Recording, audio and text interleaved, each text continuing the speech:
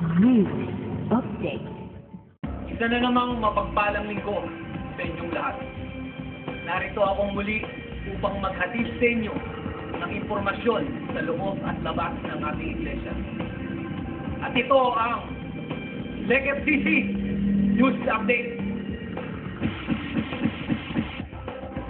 Our God is faithful and just.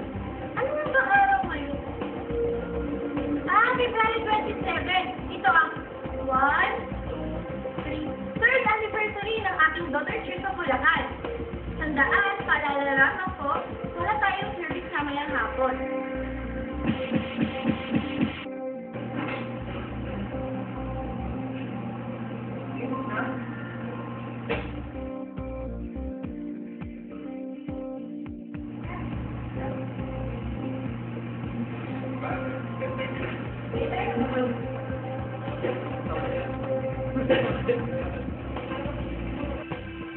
Kung kayo ay may mga empty bag, tulad nito, huwag mo nang itirahin o itatapon. Ang LECFCC ngayon ay may proyekto tinatawag na Eat for God's House. 19 na naipamahagi. Bukas na.